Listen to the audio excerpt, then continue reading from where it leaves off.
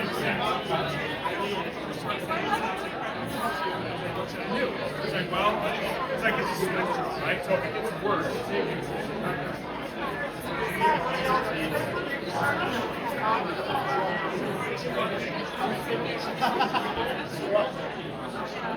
sure, but I've been to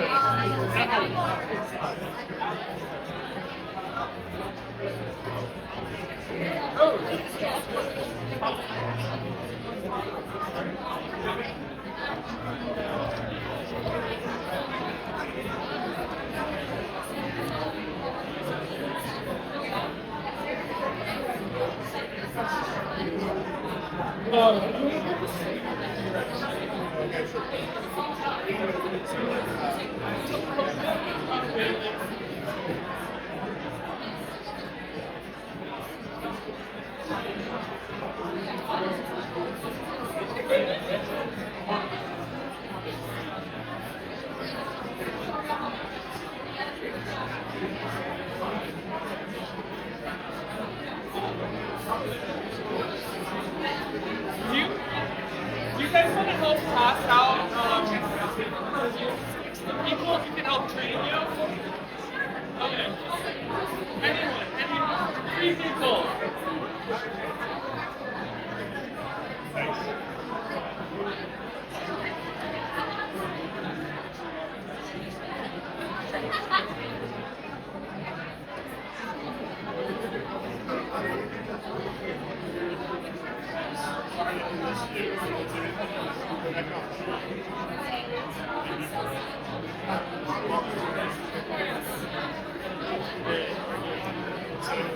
So basically, like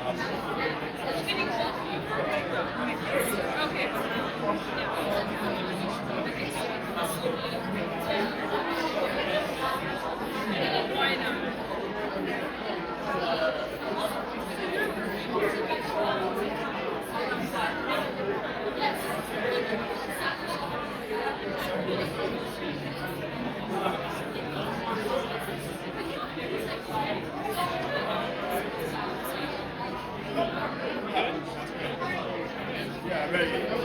I'll talk for like 5 minutes.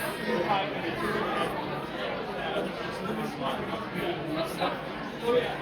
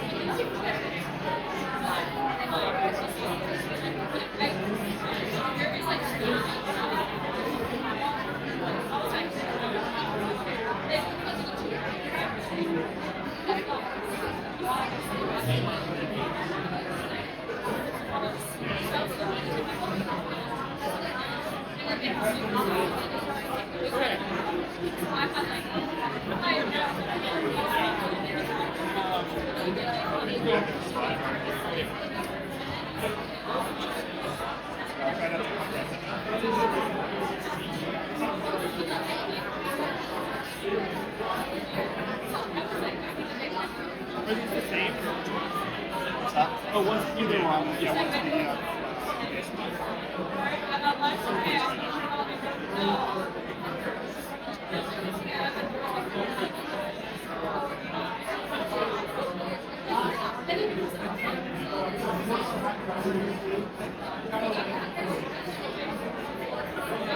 oh, there we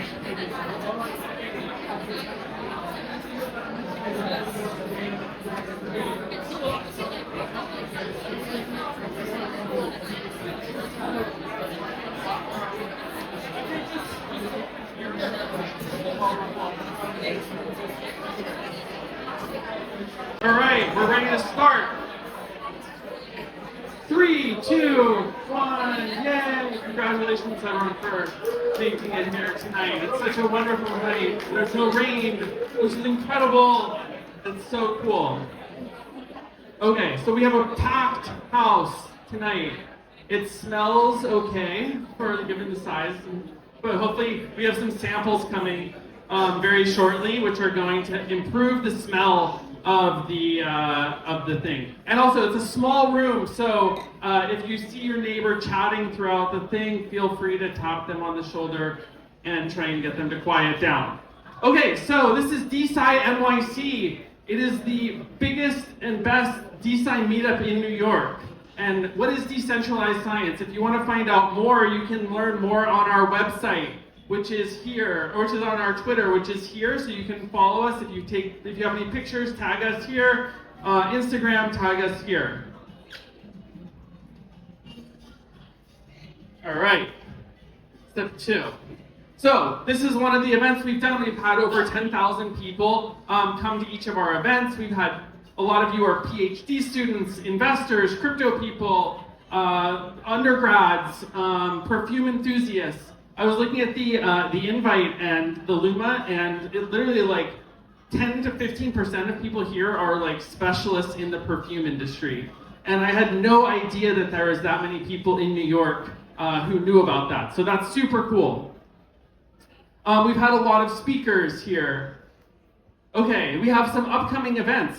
There's been a lot of DeSci events recently. There's been like 3 in a row for the past 3 weeks, so we're kind of a little exhausted. But the next one will be in a couple weeks, and it's on nutrient transport and cell metabolism. This is a really interesting and pertinent topic, and a lot of people are talking about the cell metabolism as being one of the most important things for longevity.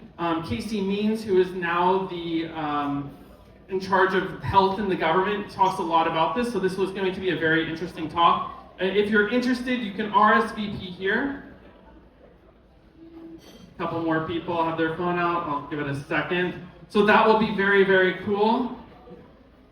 Oh, and also, while I take this opportunity while people are taking a picture, is if you have ideas on who would be a good speaker for DeSciNYC in the future, then you should let me know, because there's only so many people that we can think of, and at some point we have to crowdsource it and get more information from other people. So if you have ideas on who would be a good speaker, ping this here. Send us a DM on Twitter, and we'll investigate.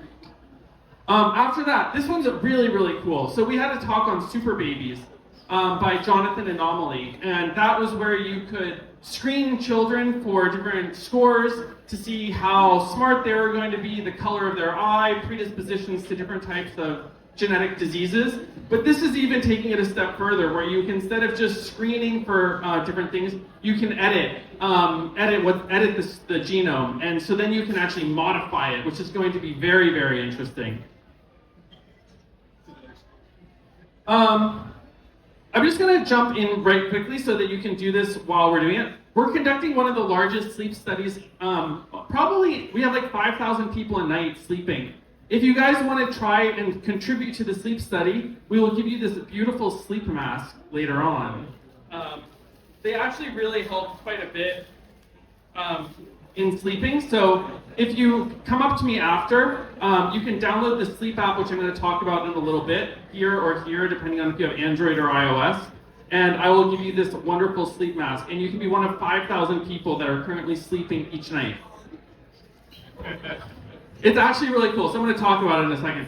And then also, I just want to put it out here. We're growing and we're having a lot of users. So if you're looking for a job as an engineer or a designer or a product person or a social media person, scan this QR code on the far left. We're hiring and we're looking for like talented people that are really passionate about science or passionate about design or passionate about computer science. And we have a lot of cool job opportunities there. I'll show that again in a second, but we have some people who are still taking pictures, so I'll leave it there. Any questions? Okay, so a lot of people say, what is distributed science? Like, how does that differ from normal science? And the way it works is, like, distributed science is where anybody can participate. Because we're seeing a lot of places where science is done in academia and in the university, but there's a lot of things changing, right? So universities are getting defunded, universities are having a lot of PhD students leave. The types of research that is being done in a university setting is also changing a lot. People think it's not as interesting. So what we're trying to do is use the crowdsourced research, crowdsourced data, crowdsourced contributions to data, and then give people equity in that. So if someone does a lot to make a research project successful, they earn crypto for that. That's sort of at the high level of how it works. So what is one of the things that a lot of people could contribute to each night is sleep. A lot of people everyone sleeps, everyone has a lot of sleep data, and right now a lot of it's siloed within Oura Ring, Whoop, Garmin, and that type of thing. So we're doing a study where people are contributing their sleep data and earning crypto in exchange for it. And we're not sort of the first ones to do this. The OpenAI, during Sleep 8, during when Sam Altman was fired, did this sleep study where they said that they checked and there was a 20% increase in people getting under 5 hours of sleep during the OpenAI drama. So this is just sort of like the first step in looking at ways in which you can use these distributed devices to conduct new types of research. Alon in the back, we can hear you up here. Alon. Sorry, Mikey. Okay, and then there's other things that you can do with exercise and sleep. So Whoop is doing all this research into understanding how exercise impacts sleep, and they found that the closer to exercise, the more exercise someone does when they're closer to getting to bed, the less well they sleep. But this really is a new type of research where it's using wearables, distributed, lots of people outside of a lab setting to do these new types of research findings.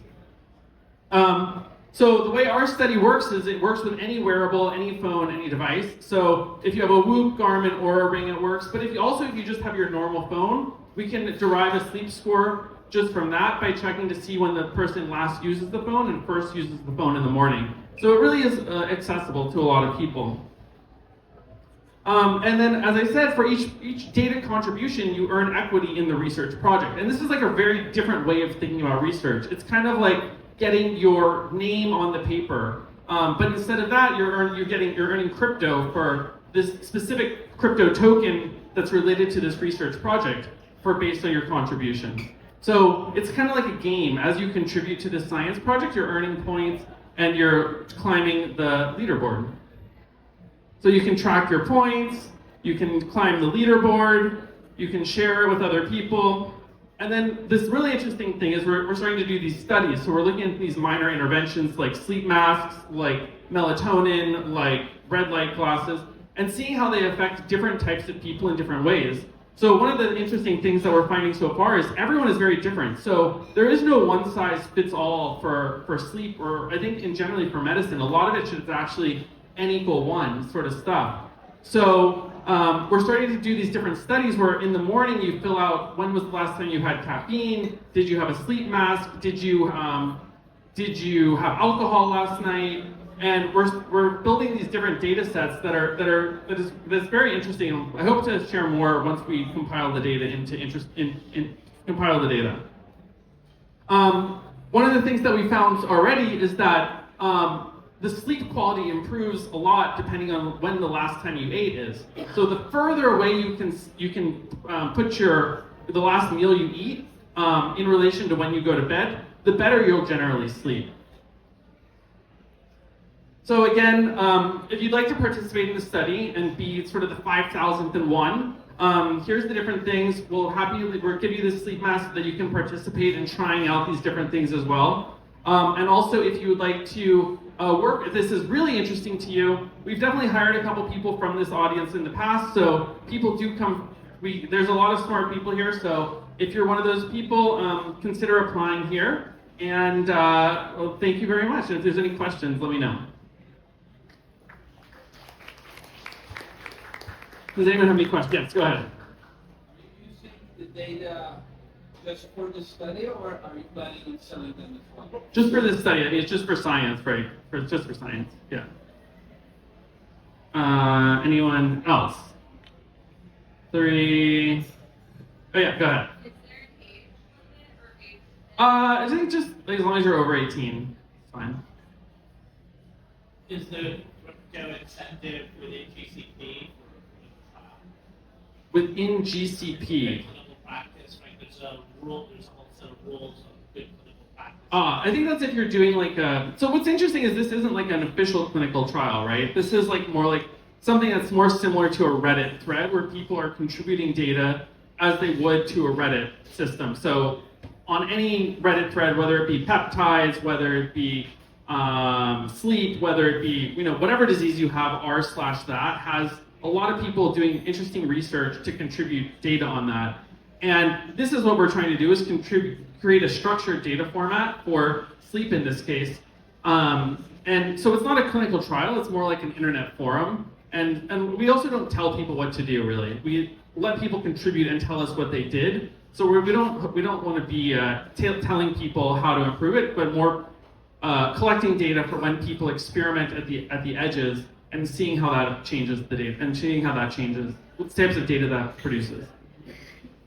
Cool. Okay. So without further ado, we will go on to the main speaker tonight, Sean. And Sean is an olfactory expert and does some really interesting work on the intersection of AI and smell. And I'll let you take it from here. Thank you very much. Really appreciate it. Very great turnout. Thanks everyone for coming. Oh wait, let's get a picture. Okay. Everyone, smile. 3, 2, 1. 3, 2, 1. And then one this way. Okay. Cool. So I have been studying kind of basically like chemical structure and the kind of olfactory impression it has, so what they call structure-odor relationships, for about 12 years. And I actually got to it from, I don't know if I can speak any louder than this. Put it closer to your mouth. Okay, got it. Okay, thanks. And so yeah, I've been studying that for about 12 years, and I got into it actually through art. So first I studied art, and then I, at some point, got a little bit like bored, I guess, with it, with visual art, and it kind of seemed like everything. If you look through art history, like everything's been done already. It's not like there's new colors that you can invent, and so gradually that led me to become very interested in flavor and fragrance chemistry and kind of structure-odor relationships as a kind of different space, a new space for sensory impression and a new kind of medium for art. And in particular, I'll go into a little bit of like some of my, I guess, journey to get there, but in particular, what I find really interesting is designing new molecules, designing new smells. It is an area where you can create a new color, as it were, and that's pretty fun and exciting. And in fact, we'll have about 8 different molecules for you all to smell pretty soon. So yeah, go to the next one. Okay, yeah. So just briefly, since I got into the area, I've also done a lot of work in the food industry and to some extent in fragrance. This is and I saw this as part of my artwork actually. To basically like have an artwork that circulates in the economy at large, rather than something that's just on a wall. And I don't know, maybe we have some art people here, maybe not. Hopefully, I'm not boring you. If that's not really of interest, but for me, it's something where I thought, okay, you can have an expanded definition of art. It doesn't have to be a painting. It could be a product. It could be something that you drink that gives you nutrition. This is a product that I did when I was at Soylent. I was doing flavor, work for them.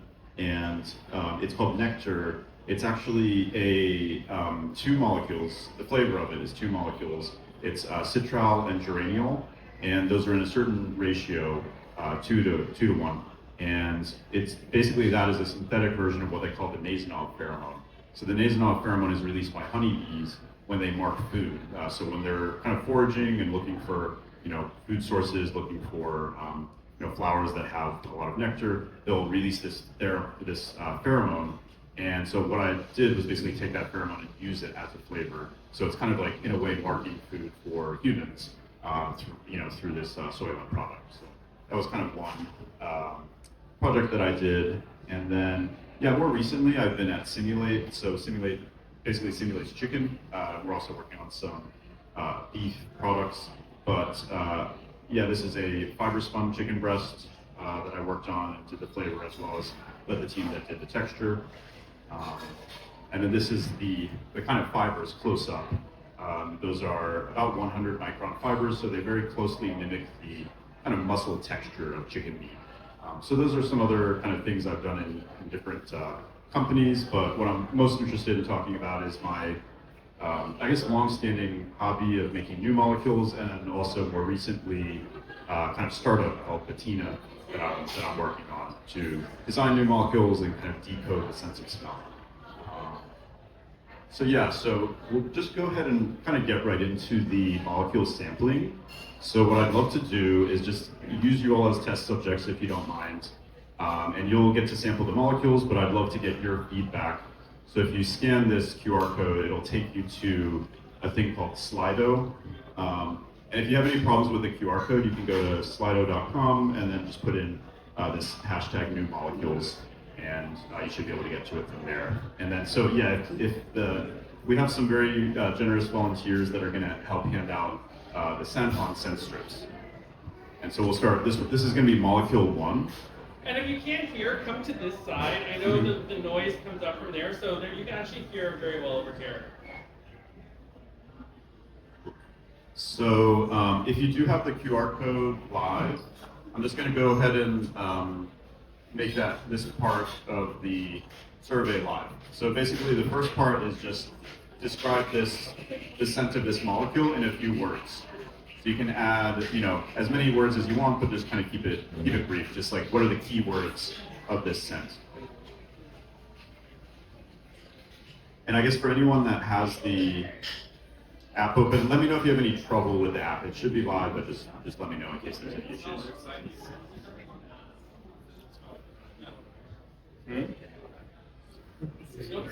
Should be going right. You guys smell anything? It could be subtle. It could be subtle. Sometimes. So there's a thing called specific anosmia. So sometimes people don't smell certain smells, and this one may be subtle. So, and that's fine. If you don't smell anything, then just say I don't smell anything. But you might have to smell it like a few times. No,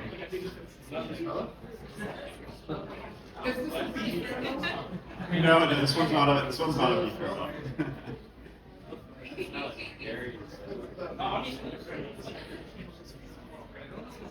And I guess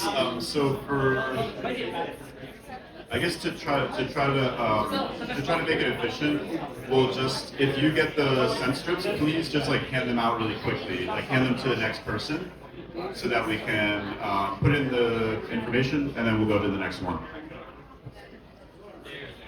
And if you don't have a scent strip, raise your hand and we'll try to send one your way. Who doesn't have one?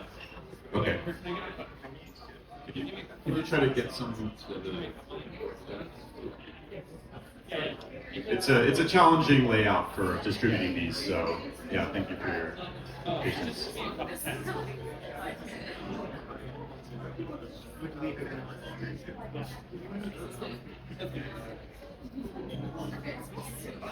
Oh.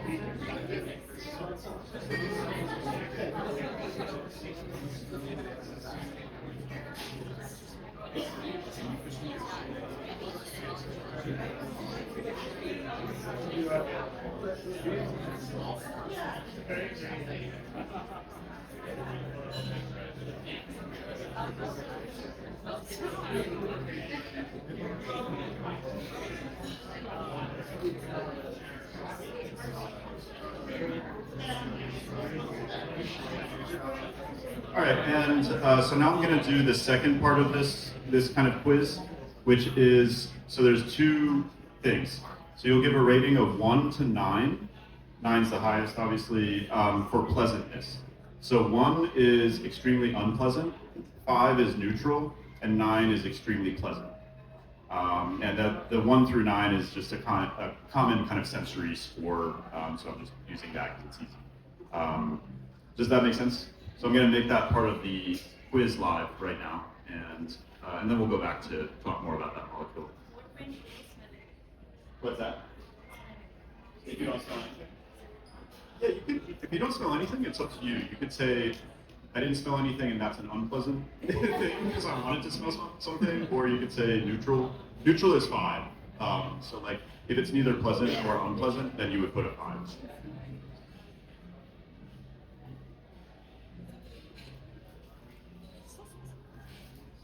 And so, yeah, first it asks you for pleasantness, and then it'll go to the next question, which is the same thing. It's a rating of 1 to 9, but it's for familiarity. So if the molecule is kind of recognizable, if it reminds you of something, if it's very familiar and completely recognizable, you would give it a 9. Like that's I know exactly what that is. If it's completely unfamiliar, you have no idea what it is, you've never smelled that kind of thing before, then it's a 1. So you'll see both of those questions when you go into the quiz. I assume this is a methodology you use when you make smell. Yeah, and it's kind of developed from some standard practice, like the 1 to 9 scale is standard practice. We use it a lot for flavor and like food product development. But for me, the question of pleasantness and familiarity, if I wanted to ask 2 questions and I can only get those 2 points, those are the 2 most useful things. And it's generally what sample time. Yeah. Yeah, usually it's like kind of like this. It'll be, up to 80 people, usually sometimes 30. Yeah, the more the better, of course. Yeah. Yeah.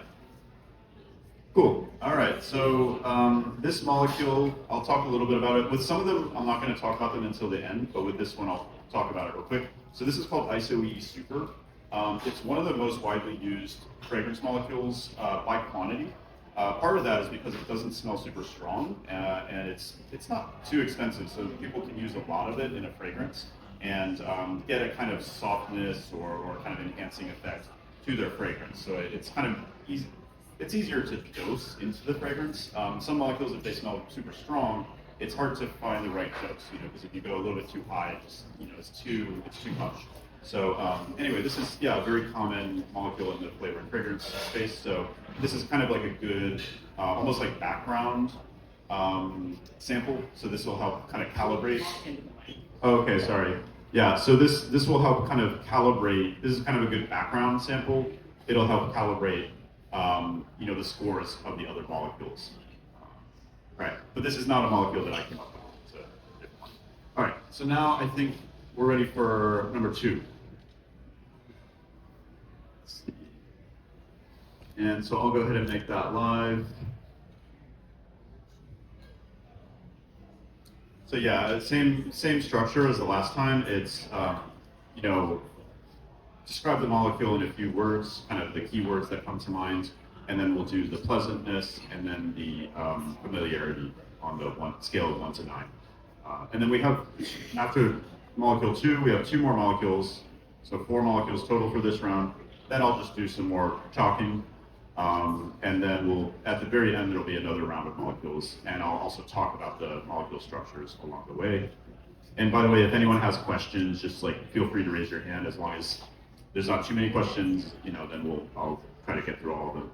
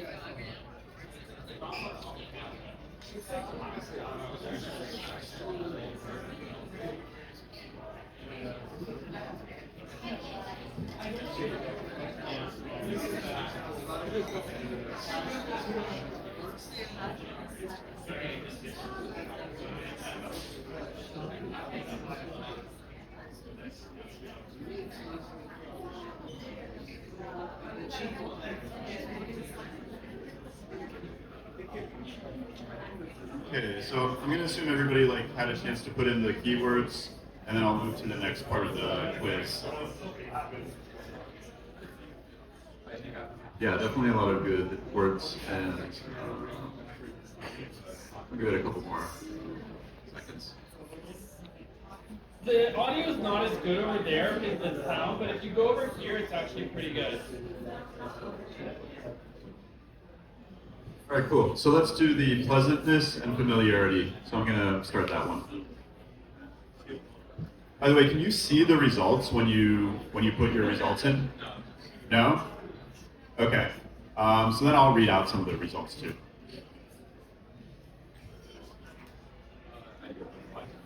Yeah. Yeah. If you buy a fragrance, cologne, perfume. Yeah, usually it's, some of them use extracts from plants, but I think most people would say a majority of the fragrance composition is going to be these single molecules that have been developed. is there like an actual price difference? Like some are more expensive? Yeah, definitely. Yeah, similar to essential oil extracts, where rosehip oil is much more expensive than even jasmine, or definitely a lot more expensive than like lavender. In a similar way, some of the molecules are more expensive. It has to do with kind of like how hard they are to synthesize, and also to some extent if they're captive molecules. So if they're under patent, then only one manufacturer can, or one company can legally manufacture them. So that's another factor. What about like the high end, like the Mm. is it bullshit or overpriced? Oh, the price. I think, I mean, fragrance, it's a luxury good in a lot of cases. So the brand is, probably more of a factor in what people will pay than the scent itself. And I think they've probably done some blind studies of like, what people prefer if they don't know what the brand is. So there is that aspect. But, I think there are some, like, I guess, brands that are known for like more interesting or adventurous fragrances, and you do see that sometimes where others are going to be more kind of like run of the mill. So there's differences in that way, and the ones that are run of the mill might be a little bit lower priced. Yeah, I'm just like wondering, like, is it worth paying extra money for something that's like 5 minutes or like more novel? Yeah. That's what I'm curious. Oh, I see. Like I think as a perfumer, it could be useful, like if you wanted to have a unique note. So that's where actually captives come into the kind of flavor and fragrance market a lot. Is generally it's like a large company that wants to have their formulas not be easy to copy, because right now you can break down like what a formula is. You can use GCMS and then a combination of that and just like smelling and trial by error to like get something that pretty much is mostly indistinguishable, if not 100%. So the idea of captive molecules is it makes it much harder to do that, because if this company that made this fragrance is the only one that can use this particular molecule that's in it, then it becomes harder to replicate it. Cool. So we're on molecule 2. So I'm going to read out some of the descriptions now that we're pretty much done. So here's what I have, and unfortunately I can't show this right now because it's like I'm on 2 different computers. But basically, a lot of people said floral, honey, rose, sweet, jasmine, pleasant, strong, potpourri, rose grass, heliotrope, elmer's glue, smell flowers fresh, rosy, floral, and faintly earthy, marigold, kind of citrusy, kind of flowery. And pollen and gardenia. So yeah, that's the kind of keywords that everybody came up with. So thank you for that. That's useful for me. Cool. And then let's go to molecule 3, and then we just have one more after that, and then we'll just chat some more. How would you describe it? Do you have like a set description? Oh, okay, of what yeah. you would want? Actually, I should probably let me show you all the structure too. And yeah, so this molecule, actually that's a good segue. So I'll talk about this molecule. So basically, I call it hyperfluor, and it was a molecule that I developed where I was trying to make something almost like what I would call a neon floral, or like something that's like so floral, so kind of planty that it almost seems like it's not natural, or just kind of like pushing it into this very extreme kind of space. And that molecule is quite strong smelling. But you can see from this kind of image here, it starts from phenylacetaldehyde, which is something that is found in rose, and it's known to be very like green, very somewhat floral, but just like very kind of green in a certain way. Not like green grass, but a different kind of green, like just like growing plants. And so what I did is basically through a couple different reactions, got to this structure. So first reacted the phenylacetaldehyde with a glycerol to form a glycerol acetyl, and then oxidized that to get to this hyperfluor. And the reason for oxidizing it is that, so when you have a glycerol acetyl, then you have an alcohol group, and those tend to not be as strong in the resulting molecule than if you have either a ketone or an aldehyde. So generally speaking, if you want to design a molecule that's going to be stronger, you go with a ketone or an aldehyde. And let's see, I guess, is everyone still doing the survey? I'll come back to this in a second. Why did you make that decision about Oh yeah. like wall modification? So from the glycerol acetyl to the oxidation, or from the just general concept of like what I was trying to make? Yeah, like that particular modification.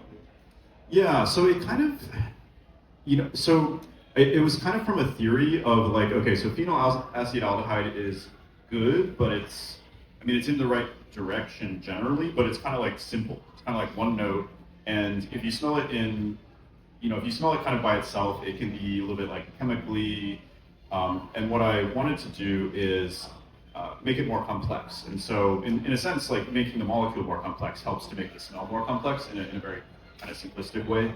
But also having extra oxygen atoms can, so you have the kind of two oxo-ether kind of things there, and then you have the ketone. So having extra oxygen helps with hydrogen bonding in the receptors. So if they're in close proximity to the ketone, they're not too far away, because then that will change the kind of electron gradient of the molecule. But so if it's still in the same like directional basis, but then you're adding some more kind of oxygen groups, then you can make it stronger. Making it stronger also tends to make it more complex, because it just is activating more receptors. And basically when we talk about like molecules and receptors, it's usually like a given molecule is probably activating like multiple receptors, and then that gives you like the smell. And then any smell that you encounter in the world is probably like, hundreds of types of molecules that are all working together, and then it forms this kind of average. And an interesting thing about smell is like they say that you can smell about 1 trillion different scents, and you could distinguish that many different scents. Where with color vision you could distinguish probably 1 million or less. So it's several orders of magnitude, more. So yeah, so that's interesting. Okay, so did everybody get the molecule 3 yet? Oh, okay. Yeah, let's do molecule 3. Thanks.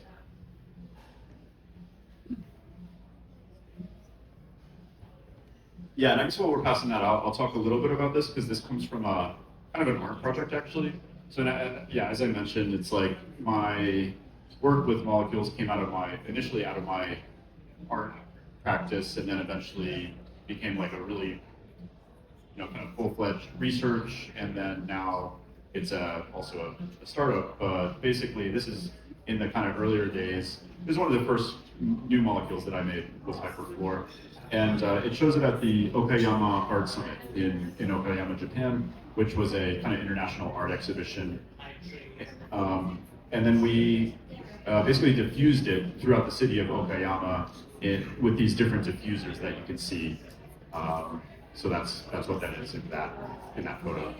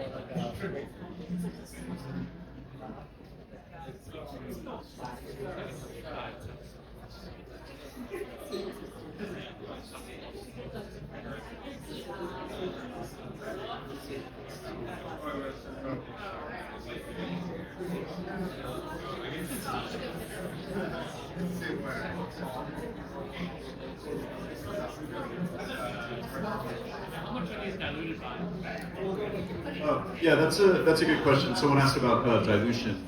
So with different molecules, they can often have a very different strength, and they'll often smell very different in different dilutions. And a lot of times if you want to evaluate them, then you want to get them to like a more average range of strength. And so these range from 20% to 10% for the most part. In one case, hyperfluor, that was 5%. You know about the Good Sense company? It's like a website. Yeah. Oh, yeah. Yeah, that's, he mentioned the good, is it Tim? Right. Yeah, Tim mentioned the Good Sense company, which is a good resource if you want to kind of look up molecules and what they smell like. They have some information. There's some other databases out there, but yeah, the Good Sense is pretty good for that. The website looks like that. Yeah. And they're not updating it. The guy that made it, I think he made it in the like 90s. He was just like really into it. Sense. Yeah. So he was a web designer, I think, first, and then he was like, why don't I make a website about smell? And then he just like started putting it all together. And I think a lot of perfumers still use it, or especially when they're starting out. Yeah, myself very much included. It was like broken out that and they fixed it. Oh right, yeah. Cool. Yeah. Cool. All right, so I think we're pretty good on descriptions for molecule 3. So I'm going to switch over to pleasantness and familiarity. And then we'll have molecule 4, and then we'll be, done with the molecules for a little bit. Thanks, everyone. Yeah.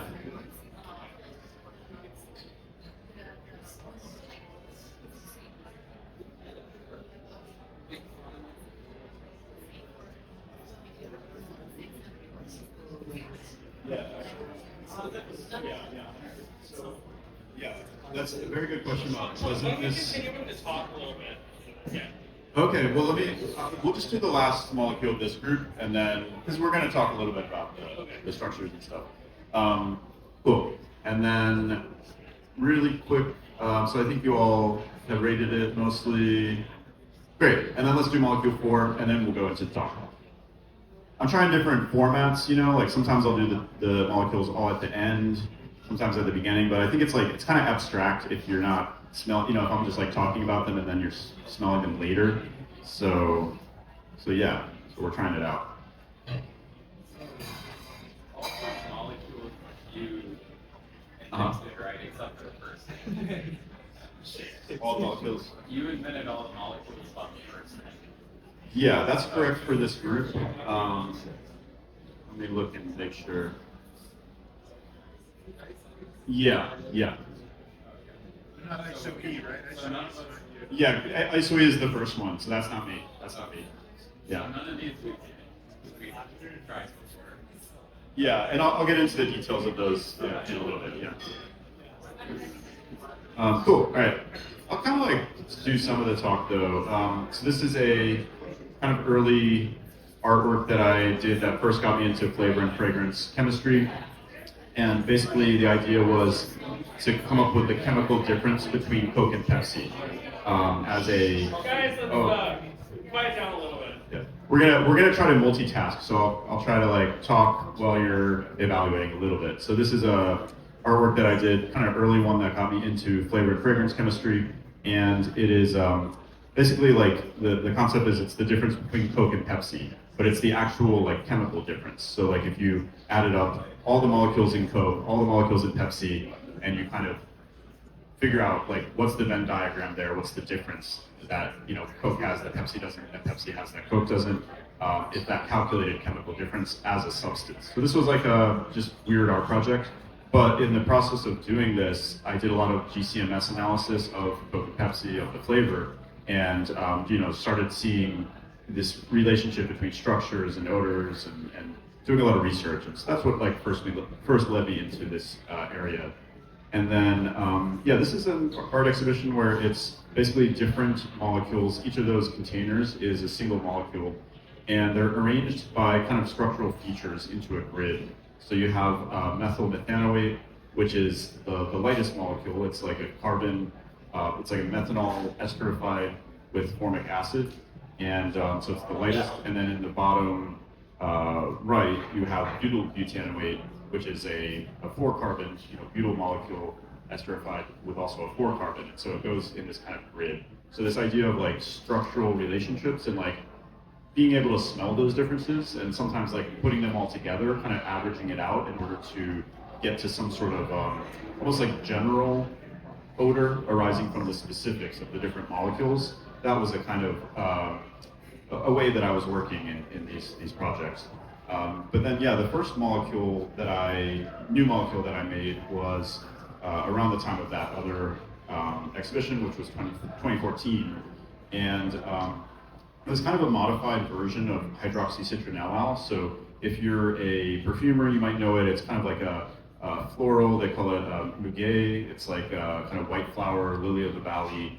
And the interesting thing about it is that it's one of the very first completely synthetic molecules. So they were able to synthesize vanillin and some other molecules that are found in nature before then. This was in the, I believe, late 1800s, either that or the early 1900s. And but this is the first fully synthetic molecule that's never existed in nature. And the only thing is, it's pretty interesting. And they say that it captured kind of lily of the valley better than the extract, which is, basically you can't really make an extract from it. So that's interesting. But what I wanted to do with this modification, which is down here, is by adding a silicon atom, make the molecule more flexible, so that this kind of aldehyde group and then this alcohol group can get in closer proximity, which then theoretically is going to activate the receptor better. And so, I tried with some different chemical companies, and they were not able to make this molecule.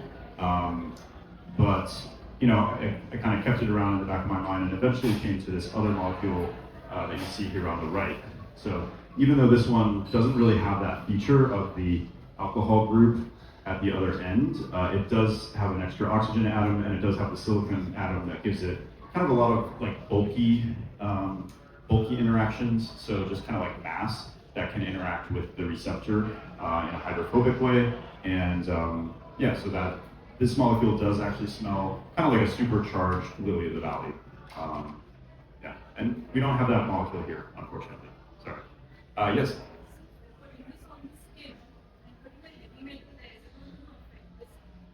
Yeah, so the silicon, it's not a heavy metal per se, but it's a great question. We do a toxicity screening. It's basically in silico, actually several in silico toxicity screenings for any structure that we come up with, and what we anything that I have synthesized is going to be like safer than the average fragrance molecule that's in use today. And silicone is in a lot of cosmetics, like in dimethicone.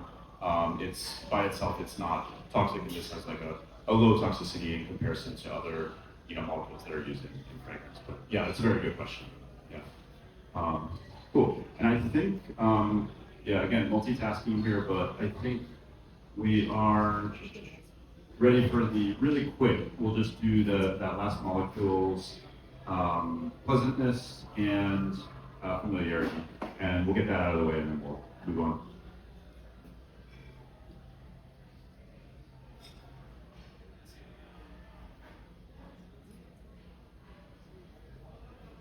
Why did they not have the alcohol on the left side?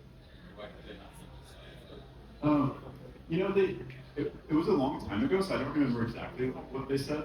But yeah, I talked with a few companies that were specialized in silicon, organosilicon chemistry, and the one that got the farthest said that they couldn't do it again. I think it was just either unstable or it just didn't produce the reaction that they thought it would have that they selected. But does that change the scent crazy? Yeah, so if you try a version of hydroxycitronellal that doesn't have the alcohol, then it will be pretty different. It's more just like green grass at that point, and a little bit more like if you just took that alcohol off, it's like a little bit citrusy and grassy, and it's not very white flower, like floral. So it probably does play a big role. But here, for whatever reason, this molecule, which is kind of almost like a rearrangement of that other molecule, it does have the kind of lily of the valley note. There's a lot of accidents. So you think that you're making this molecule that's going to smell this way, and then you're always surprised. But the longer you do it, the more often you do it, you eventually find certain kind of your intuition gets better. You're able to kind of do a better job. Cool. So the last molecule is actually, so when you were asking the question about if there's other molecules that I didn't make, so the last one that you just smelled, I didn't make that one. That's called hedione, or also known as methyl dihydrojasminate. That's also another very popular fragrance molecule. So I wanted that out as another benchmark, and then we can kind of see like where the other molecules stack up. But some of the words, someone said transparent, powdery, hedione. Someone got hedione. Who got hedione? Who got it? Who got it? Okay, okay, yeah. You're a perfumer, so yeah. But whoever said transparent probably knows what, probably is familiar with hedione because it's kind of famously transparent. Someone said coffee, which is interesting. Pepsi. I think that was probably because I was talking about Coke and Pepsi. Because that is the power of suggestion, or if you see something at the same time that you're thinking of it, there's a lot of like cross-modal kind of talk in the brain. So you probably did smell Pepsi, but it was maybe for another reason. And then someone said velvet, soap, friendly, vanilla, crisp. Someone also said nothing, floral, super, detergent, shampoo, wax lemon, pine sol. So that's what we got there. Cool. Thank you. All right, so I'm gonna just continue on. Oh yeah, and this is, just continuing from this project. This is a installation that is also in Okayama. It includes that scent, and then also there's some mutated morning glories that I grew in this pool area. But I'm gonna skip through a couple of these scents actually. Yeah, so here, talking more about structure.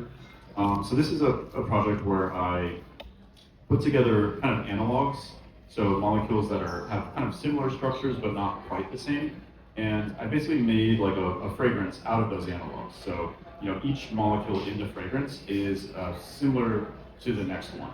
And the idea is to try to get to that like averaging effect and try to get to like a general sense of a particular type of molecule, but without all the specifics of like this molecule, that molecule, that molecule. It's kind of like a blending. And so this was in this exhibition. There's these diffusers on the wall, and these are some of the structures, and I kind of laid out the structures and showed kind of where they overlap. So these are the components in this particular mixture. Here they are superimposed, and then this is like the common structure down here. And then a similar thing with this group. So each of those scents, each of those diffusers was showing like one of these. Like so this one, and they're kind of I'm kind of like playing around with them in different ways to align them and then make a fragrance that is kind of abstract fragrance arising from those different chemicals. And then actually here is something kind of similar to hyperfluor. This structure has the phenol structure, but it's different in that, so for example, this one is the alcohol, where hyperfluor is a ketone. So it has a stronger and kind of like more full smell. And then another thing is that I put predicted olfactory activity. So this was in 2018, so I think the predicted olfactory activity was, kind of iffy, but there was a research group in Shanghai that had this thing called odor actor. So I was using that to predict the olfactory receptor activity for all of these. You can see a little bit of that there. So this is kind of like one series of molecules that I've done, and you smelled hyperfluor, which is this one. You'll smell another one of these towards the end, but there's this kind of, it's basically a motif, this kind of structural motif where you can take an aldehyde and then turn it into a glycerol acetyl and then oxidize it, and then you get this, and it generally makes the smell more like multifaceted and stronger. And sometimes it changes it specifically or significantly from the parent molecule. Other times it just kind of enhances it and makes it stronger. So lately I've been doing a lot more with like receptor modeling, using AlphaFold and some other tools. And the thing with olfactory receptors is the structure is not very well characterized. There have been some receptors that were characterized with cryo-EM, but generally we have 400 different types of receptors, and we don't really know that much about the actual kind of folding and function. But with this, some different tools, I've been working with a kind of simulated in silico version of the receptor, and then kind of docking different molecules onto it, and that's pretty fun because it's almost like a collaboration with the receptor, where you're kind of trying to get a better score, get a better binding affinity by adding an extra carbon or like moving this or that around, and then you try it again. So that's been another kind of direction that I've been doing in terms of molecular design. So there's the kind of more structure-based approach, and then there's the receptor-based approach. And this is a molecule called E12, just to show more of the kind of electric field and different aspects of it in 3D. Cool. And here's a bunch of other molecules. These have a common motif of like a dimethyl group or a terphenyl group. So these little branched structures.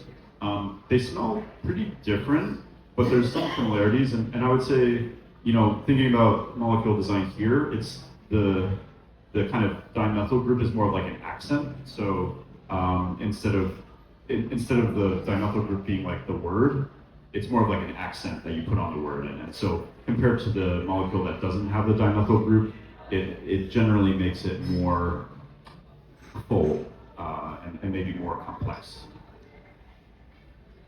And then, so I'll just talk a little bit about Patina, which is a startup that I'm working on. That is basically our goal is to decode scent, and in particular make a lot of interesting, cool scent molecules. And we're using these kind of in silico techniques and some machine learning as well. Basically, kind of trying to come up with like what are the primary colors of scent, and then trying to longer term trying to understand the entire olfactory system from that basis. But starting with a kind of more receptor-based approach initially, and that's the team. My co-founder Laura Sisson, and these we grabbed from our deck. But the other thing that's pretty interesting is ectopic olfactory receptors. So once you kind of are modeling the receptors and you're kind of finding very good olfactory molecules that bind to them, you're essentially doing drug development. And what's interesting is that there are drug targets in the body that are olfactory receptors. There's what we call ectopically expressed receptors, which basically you have all these receptors in your nose. You have about 400 different types, but those are also expressed in different tissues, and they have specialized functions, but for the most part, those are unknown. It's a relatively recent discovery.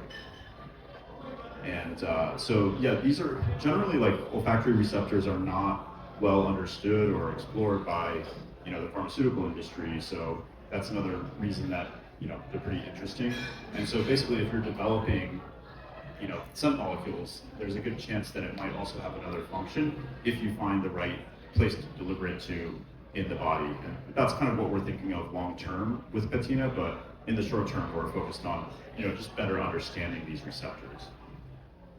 One example though is there's a certain receptor found in skin that when it's activated, it is involved in wound healing. So it speeds up wound healing and kind of skin regeneration and potentially rejuvenation. So that's something that we're quite interested in, like further exploring. And we have, so based on our in silico studies, we have actually a molecule that we've developed that has a binding affinity of -10 calories per mole, which is quite good. And compared to like a kind of known odorant that's an agonist for this receptor, it's about 190 times stronger. Now, again, these are just in silico numbers, so like we do have to validate that, but that's kind of where we're at right now. Cool, and then, so yeah, here's just a little bit more info about ectopic olfactory receptors, and then this is kind of like a chart of like where they're found throughout the body. So you can see quite a lot of different ORs, olfactory receptors, and here they are in the adipose tissue, in the lung. This one OR2W3 is found in the lungs. These were all coming from just sequencing, sequencing DNA in these different areas.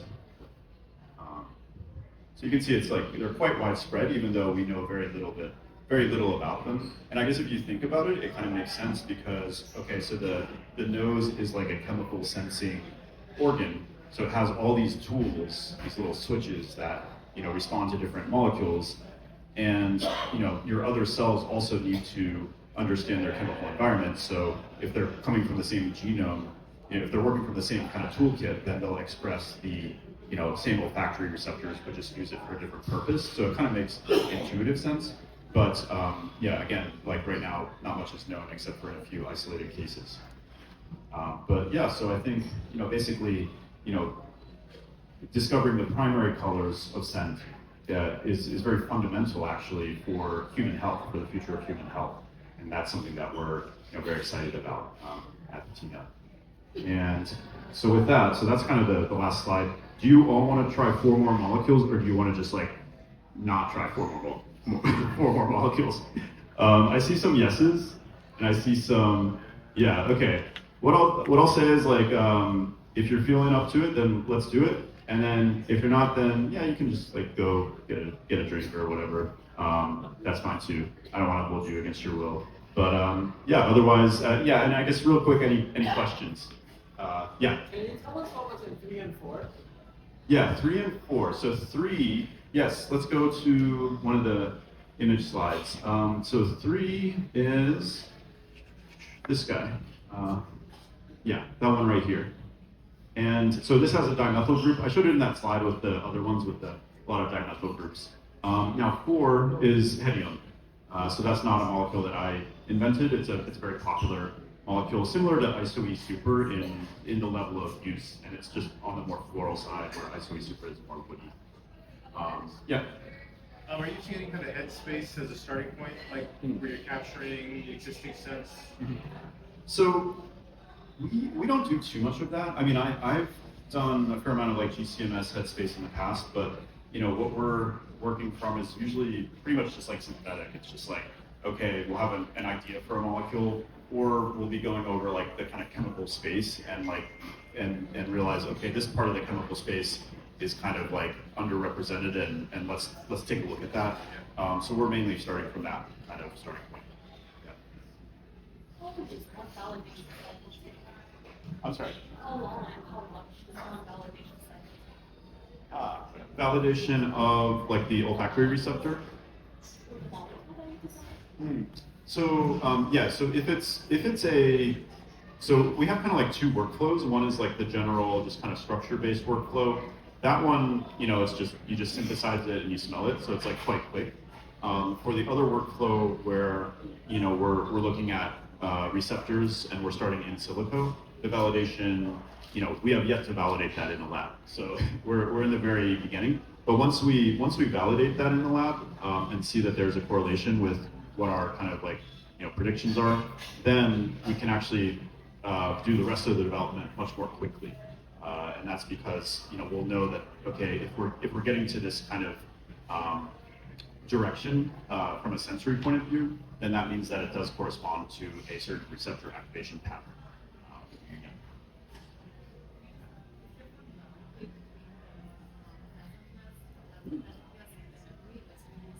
Yeah, that's right. Yeah, this is a great question. So about the pleasantness and then the familiarity. So actually the reason that I'm interested in those 2 things, pleasantness is obvious. Like generally you want pleasant molecules there, especially if you're designing them like for a business. But the familiarity is where I think it gets interesting. And I think you pointed out that they tend to be correlated. We tend to we tend to think that scents are more pleasant if they're more familiar, but there are times when that kind of diverges, and that's what I'm most interested in. I think that's where, okay, well, that means that we found like a new smell that also has maybe some commercial potential, that has a kind of interesting, sensory kind of profile. Yeah. Have you seen that drug by DeSciNYC? It's like an olfactory drug. I think it's like the Dazimol or something. I think I've heard of this, and it may be, it's going towards the vomeronasal receptor, I believe, and it's kind of based on a hormone, I think. maybe. Yeah, just something to like trigger your amygdala. Yeah. They say that there's like a direct pathway to the limbic system through this one olfactory receptor. Yeah, I think that's another like interesting area, and that's pretty much, yeah, along with the ectopic olfactory receptors, there's the connection to the limbic system. We know that scent is connected, but it's a question of like, can it be connected at like a single receptor level, or is it more just like this kind of, is it more complex? Like, can you reduce it down to like just activating one receptor causes one effect, in the amygdala or the brain? So, yeah, I think that's a very interesting area.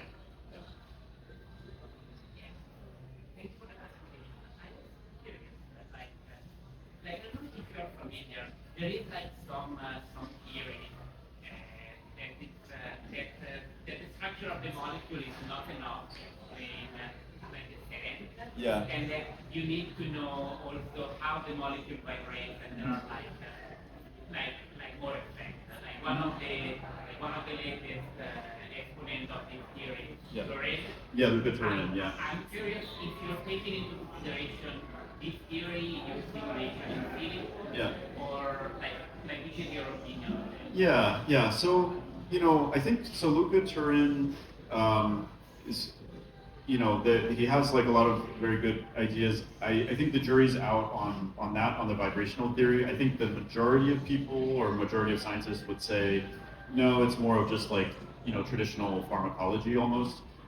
We have the receptors after all, and so, they respond to ligands in a similar way.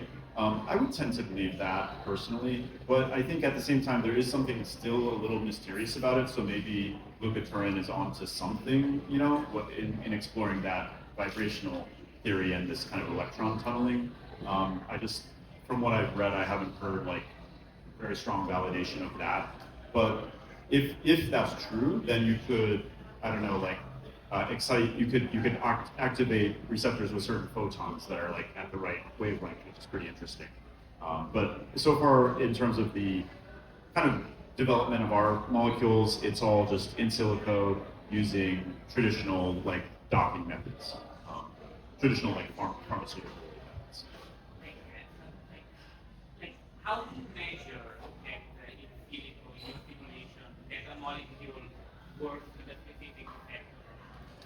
Yeah, so it's a little. So I mentioned about the binding affinity. So we have a method for predicting binding affinity, but it's a little bit more complicated than that because with kind of olfactory molecules, there's usually some sort of key amino acid interactions that involve hydrogen bonding. So you might have a molecule that binds really, really well, really strongly, and it's all hydrophobic interactions, and then you'll find that it's actually more of like an antagonist.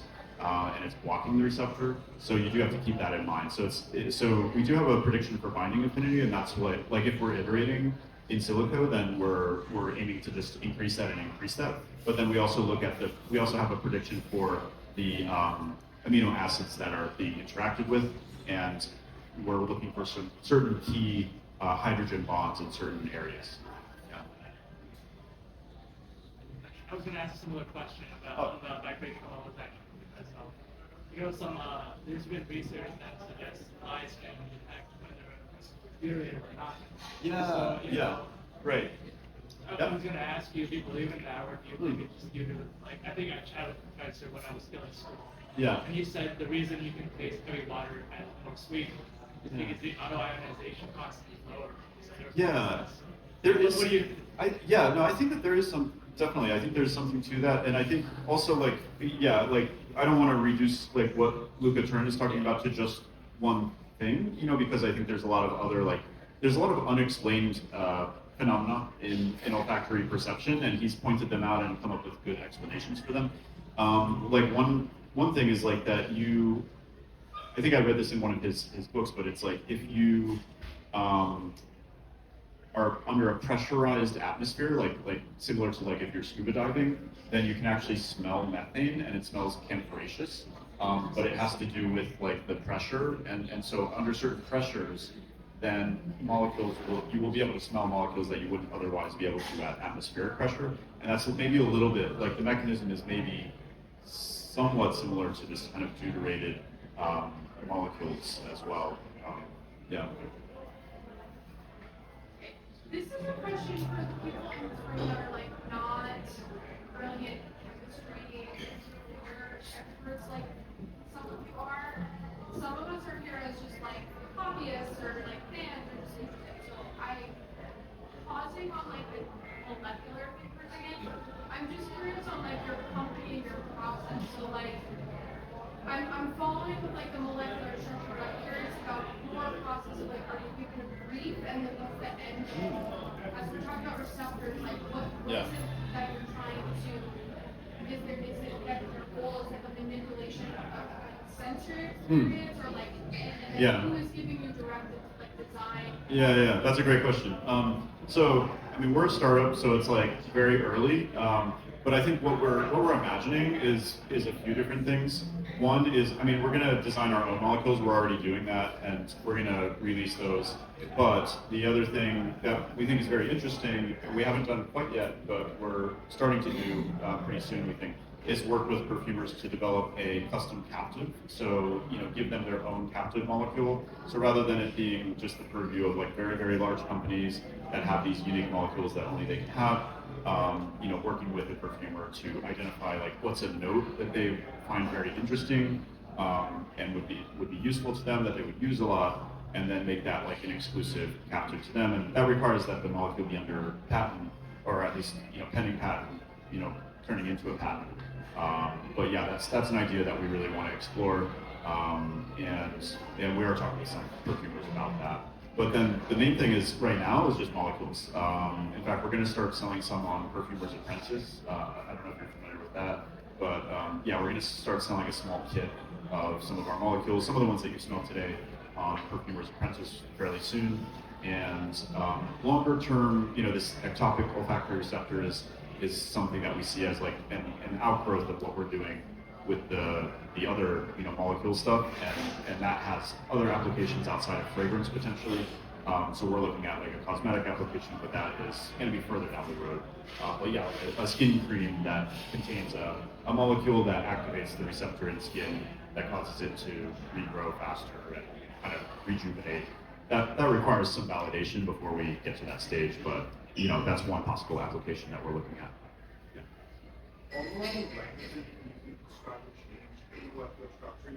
You got a lot of like brand edits and stuff, but I think a lot of perfume language. Then you also talk about, a change in the molecule becoming full, making the scent full. Yeah. So I'm curious, do you traditionally stay within like the perfume repertoire, or how do you kind of translate these more like very concrete molecular structure changes, but more like abstract perfumery changes? Yeah, I think it's always a struggle to describe how a molecule smells. And I'm kind of interested in like trying to develop other language that's not so referential.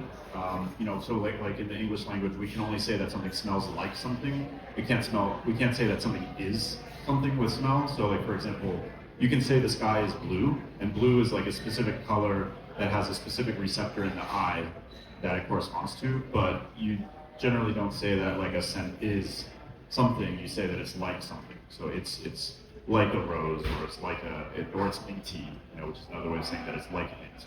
So I'm going off on a little bit of a tangent, but I think in terms of like how to describe the molecule and the nomenclature, I kind of use whatever words kind of work, but then I know that they're never quite right, and that's I think what keeps scent very interesting is that it's like it's elusive to language. You can't quite pin it down.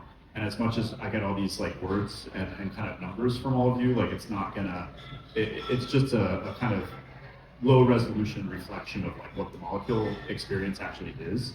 But in terms of like the structures, like the visual structures and the kind of, which relate to the 3D structures of the molecules, there's kind of like little, like I was trying to talk about it being a little bit like a grammar. And yeah, like here. Like, so here it's like, these are different molecules and they smell, each one smells pretty different, but they do have these these kind of either tert-butyl, which is like a 3 methyl groups, or they have 2 methyl groups. And the methyl groups are just these little carbons that are coming off of the main chain. And I see that as like, by itself, that wouldn't even have a smell. So if you just smelled like a tert-butyl kind of like carbon arrangement with no oxygen, like it probably wouldn't have much of a smell, if any. But when you attach it to another molecule, then it becomes almost like an accent, and it tends to make that molecule, tends to like either push it in a certain direction or just like make it a little bit stronger.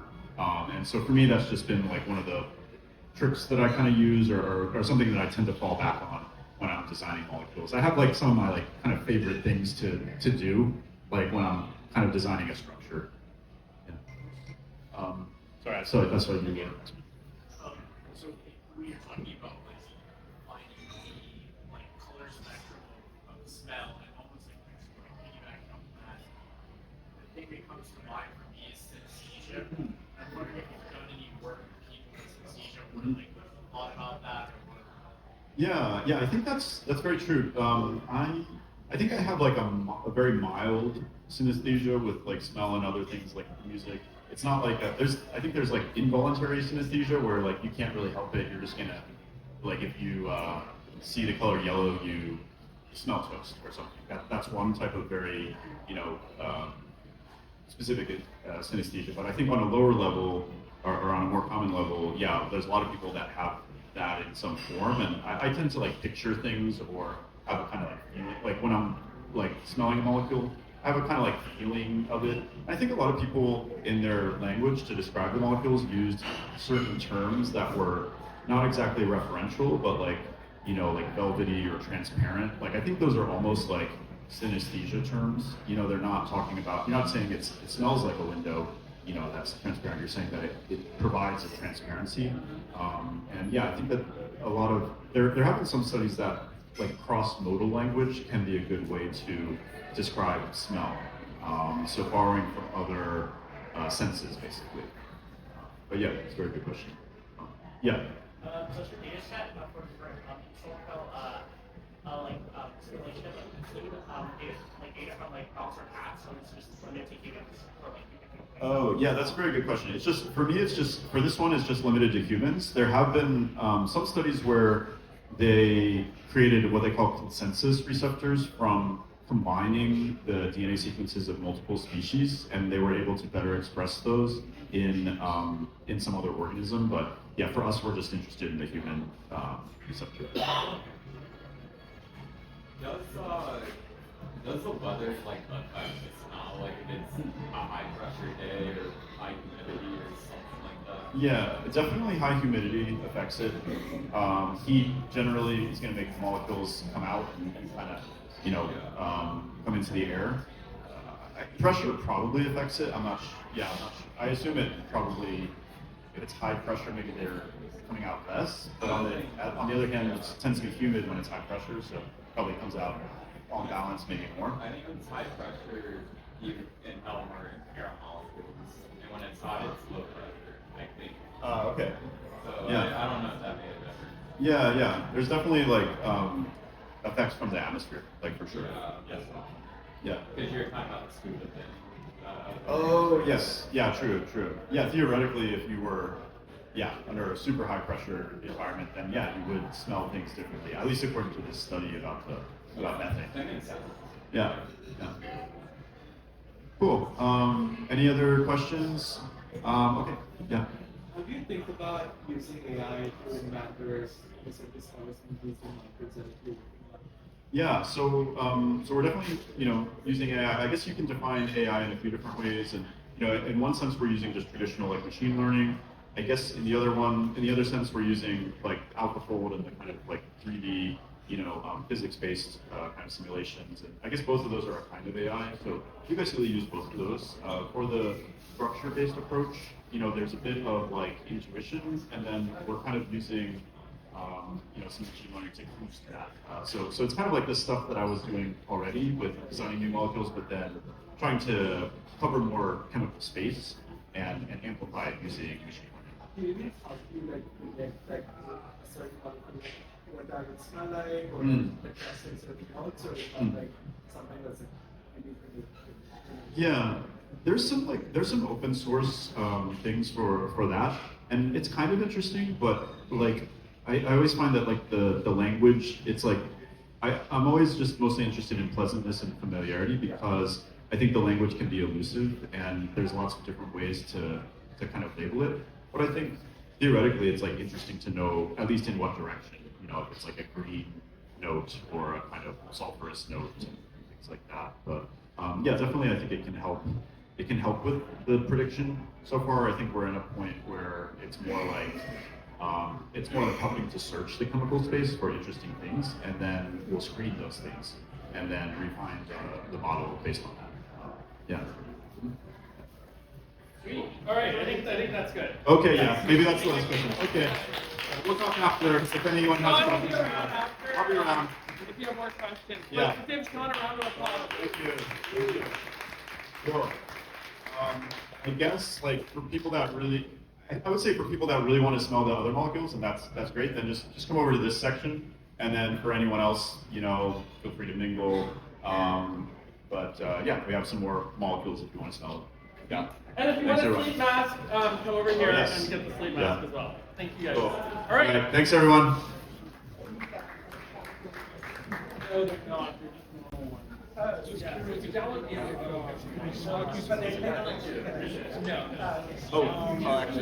Actually, I want to mention one more thing before people break. So at Patina, we're looking for some excellent chemists to join us. So if you know a synthetic chemist that actually does, you know, synthesis of molecules, then yeah, we'd love to meet them. Thanks.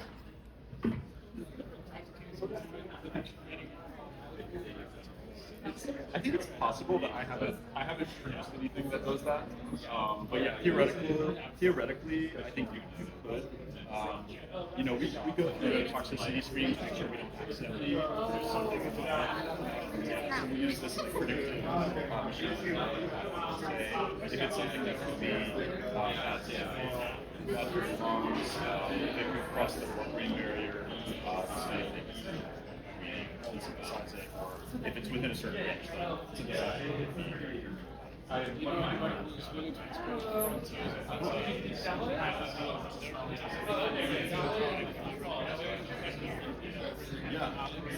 I feel like I know something. Yeah. I mean, I think I'm always interested in see how it smells, but I know some people that, you know, if it looked like it was a psychedelic effect, they would probably try it. Right? Cool. Yeah. So I'm looking for something. Yeah. That's cool. That's very cool. Thanks. Yeah, for sure. Posing. So what does the sleep mask do?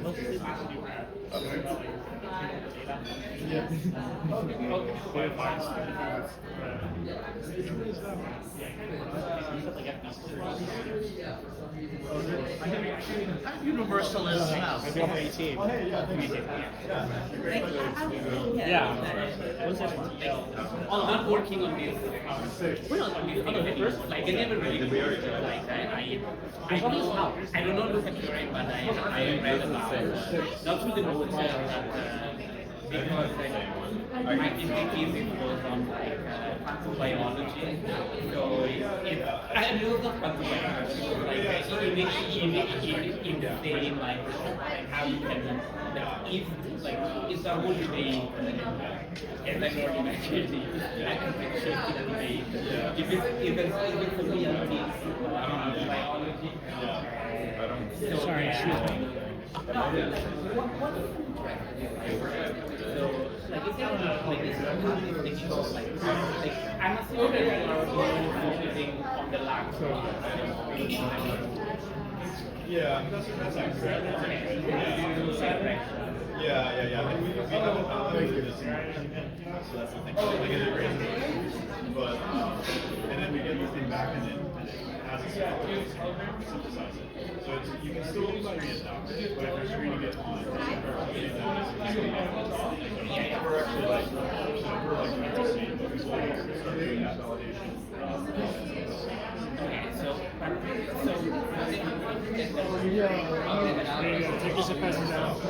Oh, thank you. It's the same. Okay, this is strong. Oh, yeah, I'll pass it. Oh, this one. This one's very. This is very strong. Take this. Oh yeah.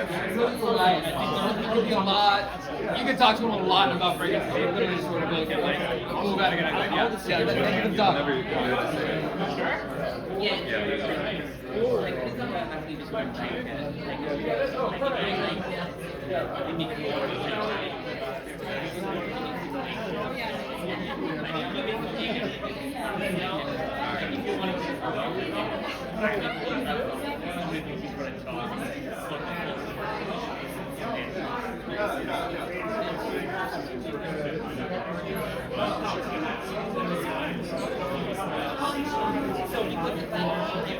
How much is important about the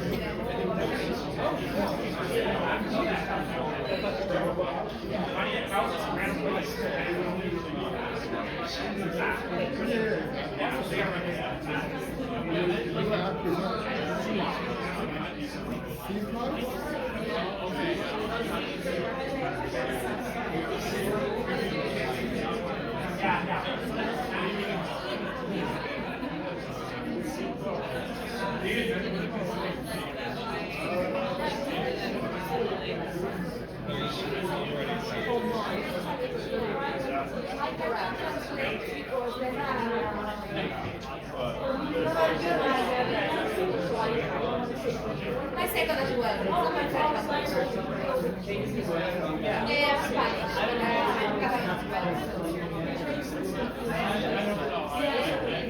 Pues no, ellos quieren hablar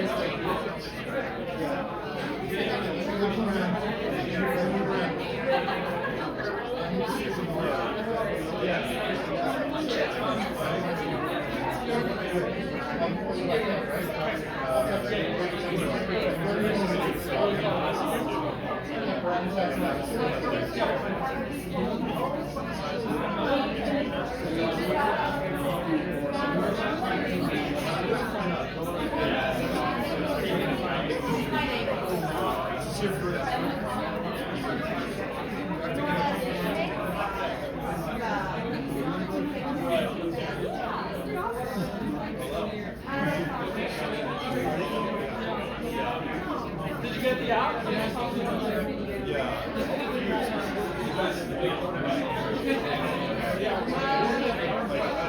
No.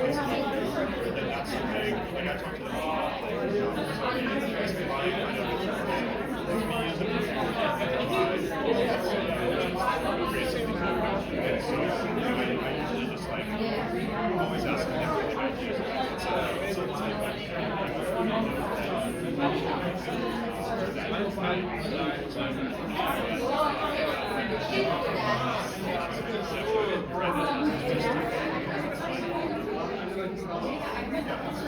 Oh, perfect.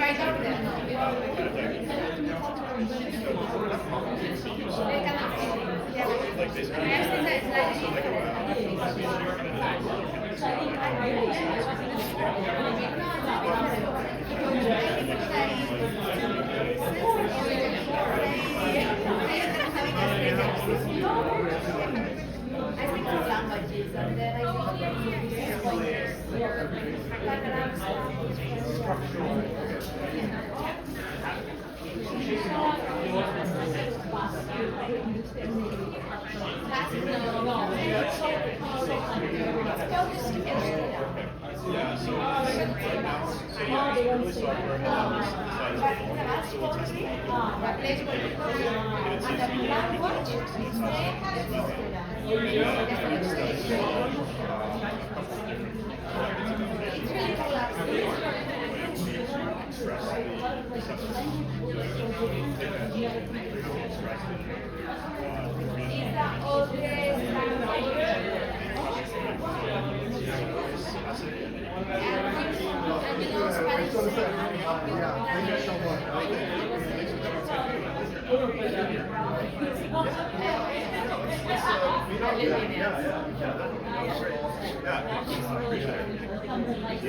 so it's just You got the head, you know.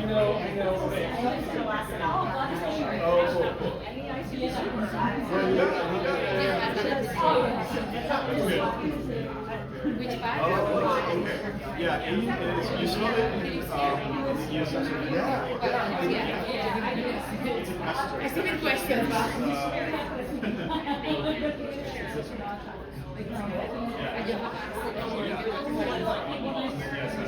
I think we're going to add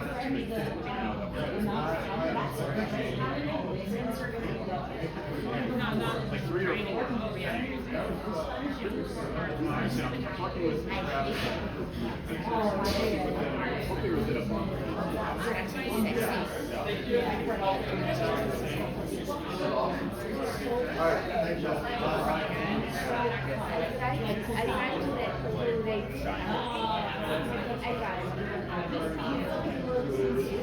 Right now, we're trying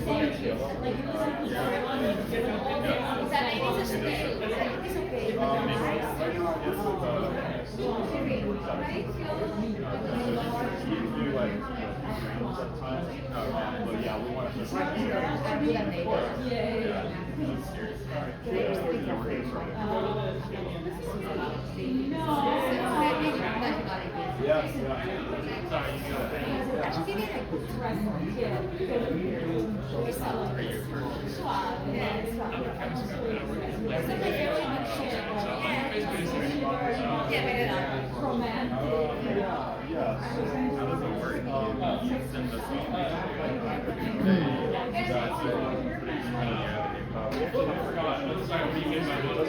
seem to line up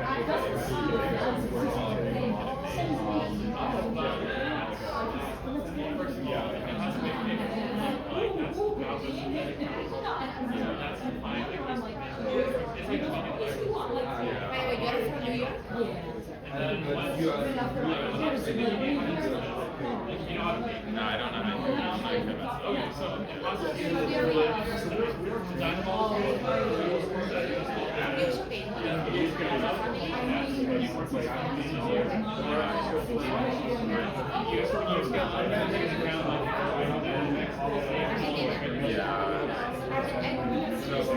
But like medically, he invented this, right? So is that Well, like for example,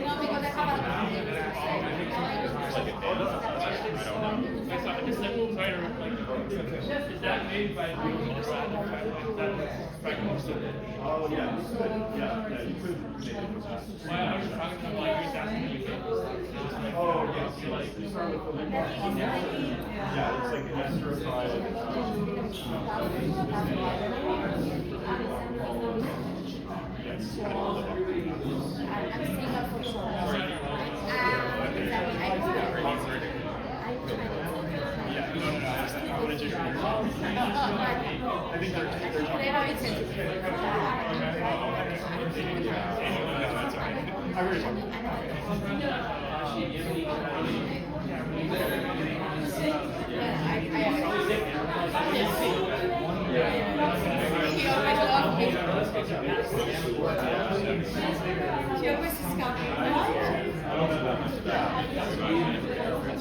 I think I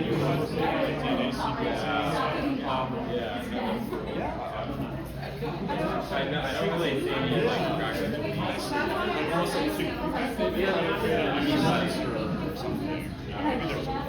like he would like sense it like it's not going to like find a job. It's not going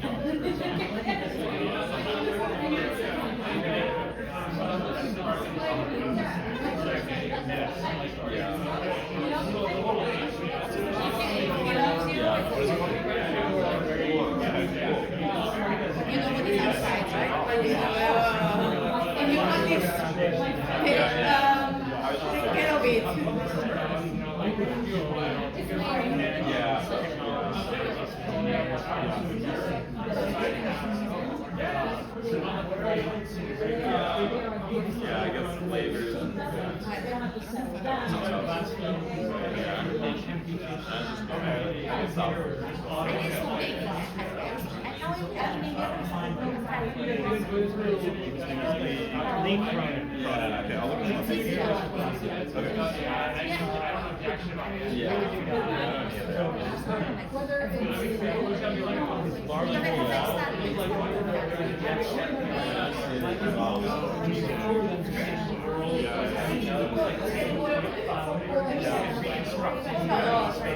or it's like so little just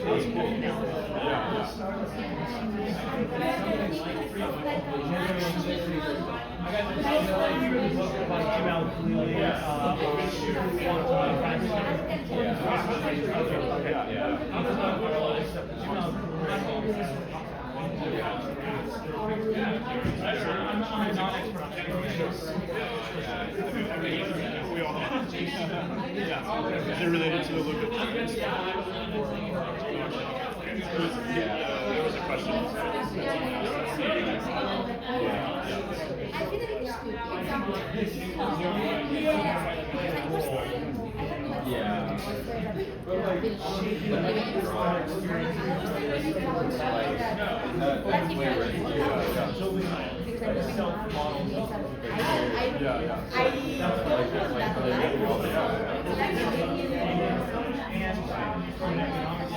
like the guy.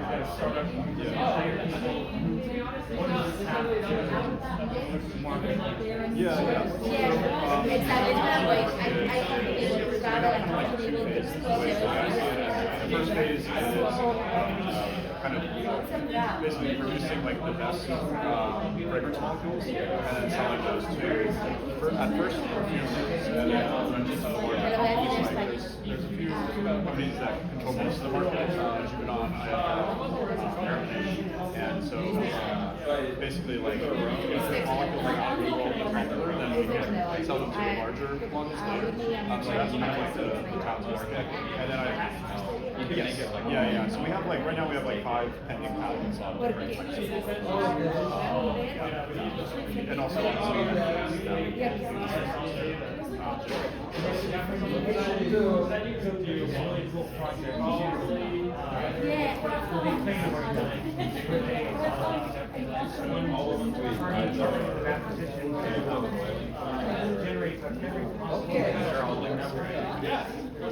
Thank you for the.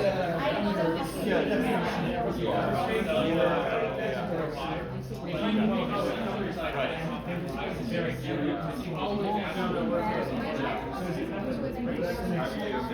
wonder about that too. Like I wondered, like theoretically, if you had unlimited time to go and just like add it all, but actually, you don't have really. It's like you can not know how much but like the space of muscle molecules is like astronomical. Like it's there's more muscle molecules than there are atoms in the universe. So the combinatorial like space is huge.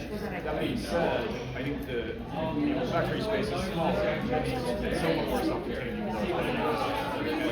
And then so almost like you have like the set of like and then within that you have like olfactory molecules.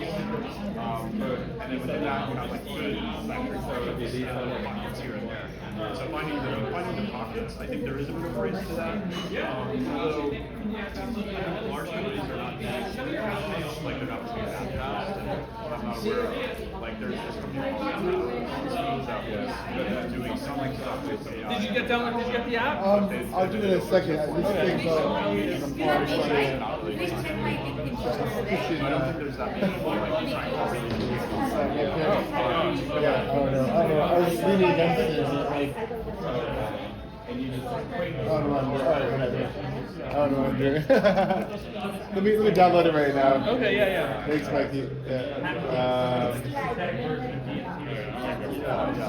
Stadium. This one. Yeah. right.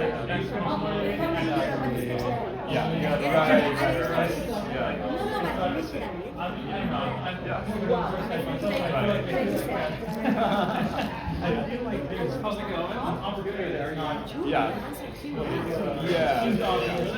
Right. Totally. I think also it's like interesting because the open source gets a little bit with perfumers because they actually want something that can't be copied. It's like they need like so it's like my general tendency is like good, but then it's like very easy for like a large fragrance company to copy like us.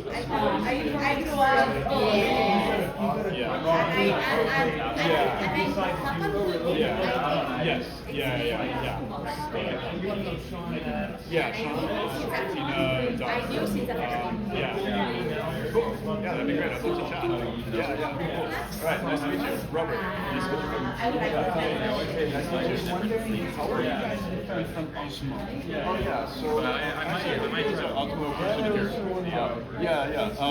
I guess different backgrounds. I think I started out being interested in molecules and then kind of like how to design them for fragrance. And I think they started out being like really good at machine learning and then being interested in molecules. So like we kind of ended up in the same place, like where they put a lot of machine learning into it to then get to the point of like maybe a guy that's like, been studying it for a long time. But I think for me, I'm kind of trying to boost what it is that I do with AI. But I already know how to do the thing. It's more like enhancement. That's kind of what Oh no, there is that. They was able. He was trying to say I'm better. Within a certain range, and a lot of times I'm surprised. But so we have a model that predicts the smells with like No way. But then also if I look at something like I can have a general sense of how it smells, but then I'm also surprised like 30%. There's so many surprises. Thank you. Thanks for your talk. Yeah, thank you. Appreciate it. Nice meeting you. Actually, a little bit about like daily operating. It looks like you conversation.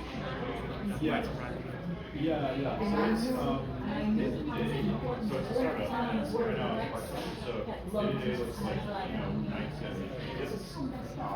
But usually I'll be doing one of two workflows. One is going through kind of design molecules get synthesized. And I mean, Selling them, and then get little close to insulin mode. Oh, of course, when they see that they, and actually it's funny, you mentioned that. I like to add something about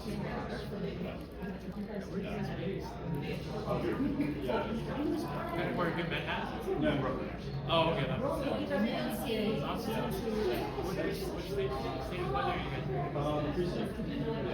Yeah, we're raising our, we're just starting with. awesome. That's so exciting. Let me know if you are. I'd be down to about yeah.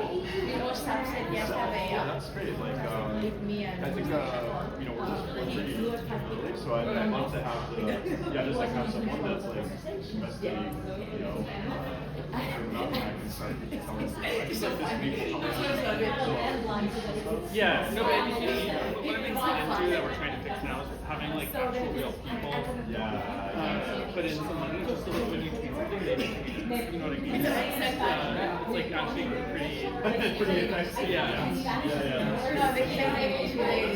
so yeah, you'll put in 1,000 in our company, you know, whatever. Like something like that. How do we raise it? And then publicly. Cool. Well, put you on the.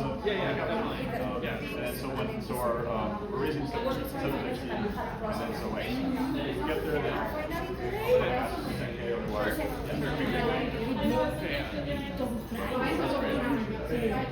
Yeah, I mean, I think it should be like great talk. Yeah, I'm very interested about the skin study. Yeah, I didn't mention that this is where competitors it's like kind of thinking, should I not? that's alright. Because like we have plasma people here today. Yeah, so that's all. Once we're dealing with this like phenol stuff right now. We had someone who was scores their service like we were working with they're back into work. So now and they were like willing to do it. And so now we have to like integrate it. So I know it's fine, but it's just like we're doing through like a lot of just like little dumb things. The biggest problem is hiring.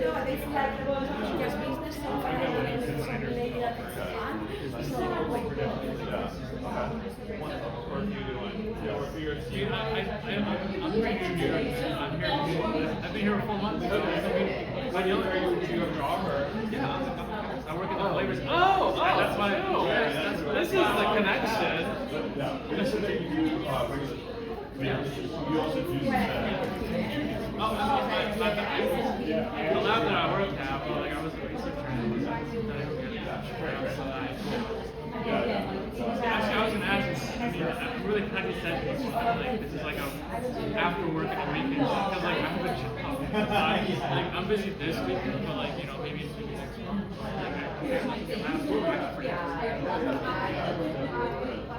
Yeah, we can always use more. Yeah, the one that. Yeah, we need more. Yeah, that's great. Yeah. I think united with you. Okay. It's no rush anyways. Well, yeah, I always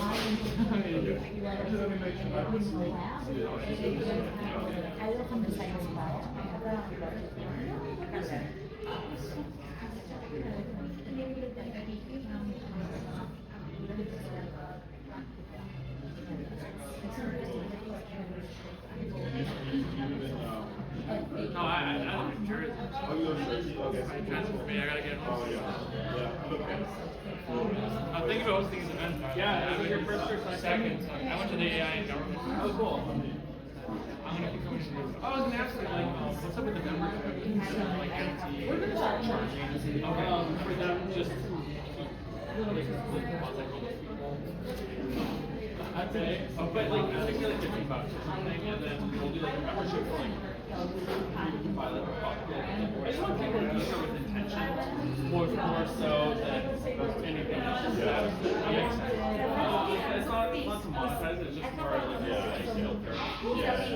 It's a lot of work, so like also it makes it more fun. People always like, like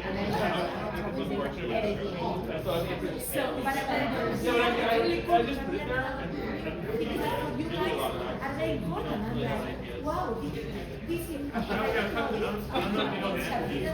Income statement. Oh yeah. Like, okay, what's and the other side. No, yeah, it's just for fun. It's which here. It's just me, but it's also, you want to help volunteer, or? I mean, kind of, I mean, if I have time, so sure. Oh my God. Okay, I'll leave you. We're like photographers, I met a guy there that was like, oh, I'm going to do something here, cheaper. Yeah. And it's better. I'm getting their hair stuff done, their face, everything like Oh yeah. Are you all from the fragrance? I'm cosmetics industry, Cosmetics? packaging, a Oh, chemical okay. engineer that should have done this. Oh. I went the other, I went Okay. process engineering, Yeah. I used to make bounty. Oh, cool. So, and then I got into water, I did 10 years, I used to do, What? pick and place robotics for the assembly line. Oh, so cool. I bought CNC machines, so I'm like a weird Pokemon that nobody's ever heard of. Yeah, and I'm getting a refresher. Tomorrow I want to like crack open my old Oreo books. I've forgotten a lot of these. I see you out all the night. I might need to take an edible and the carboxyl groups. That's what I think that's what revamped chemistry. Terpenes, right? And all of that. This is a lot of beautiful chemistry. I'll send you them, but And the what I sense was of trying to get at was like, I was fragrances in that world also is right a lot of pine, lemon, and all these. And to do, did you if you need a connection with Julian or with like one of those kind of places, if you wanted to connect somehow, because that was my universe for a little bit. That's great. I mean, these are big commercial guys, right? But they got the big pockets, right? And I know they're probably trying to do, you know, a lot of really amazing, like more sustainable upcycling. I got it. Yes. All right. Connected in that. Excellent. if I send ingredients, yes, I'm in. Right, there is, yeah. Because we screen everything before we even send the session. We screen it for ecotoxicity and I've been really trying to make an effort to and all of that. So much more technologically advanced. And I like that there's like Days in the lab, so I got my hats off. Because like, we were just sitting around trying to figure out what ketones. Which one is this? Love that reading. Oh, sorry. It's a mix of both. You know, we have the computer side and we have the messy side. Yeah, well, imagine the But do you have an understanding of Instagram modeling versus hasn't life changed in now? all these Right. years. You guys recognize Now, people? the ability to like match, right? It's kind of like you're able to like predict. Okay, I'll remind you in some way. And this lady is amazing to know as well. I come from another world. I work in the blockchain space. The blockchain space. I do crypto, I do different. Where do you live in the city? Stuff in the chain, I tokenize. I just moved to Williamsburg. I hate it. It's terrible. It's too far away. Even to come here, I was like, it's too far away. Yeah. Like they have this like automated I DAO. lived in West I think it's Village. in, Yeah, I lived in West Village, but I just recently. But anyway, it just reminded me, we're talking a bit about the but tribute. Oh, yeah. Well, you have your. I have a friend that works there, so yeah. Or it's not automated.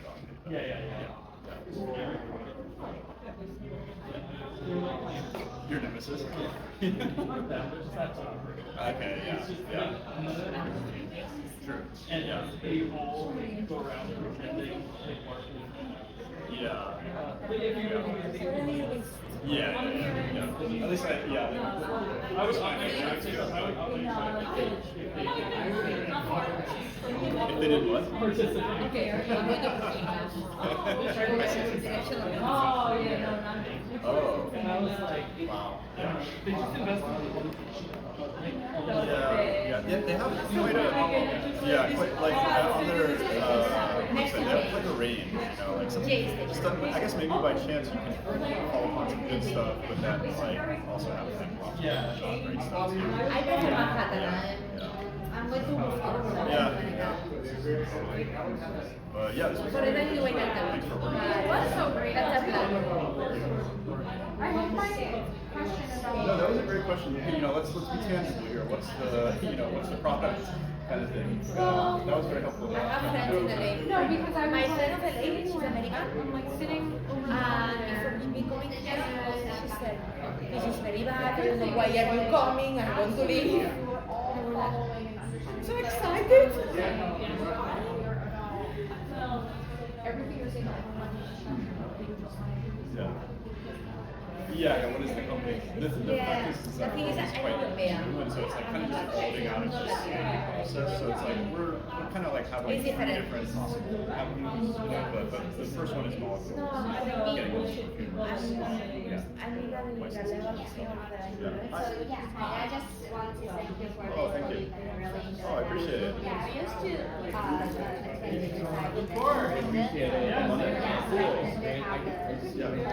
Yeah. Yeah.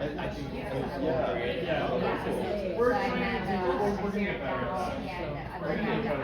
What's the last one? Yeah. Oh, okay. Cool. Oh, okay. Cool. Cool. So this is the first time I No, saw I'm saying in here, all the time. Oh yeah. Yeah. I Yeah. wanted to like so the hair doesn't use the shampoo.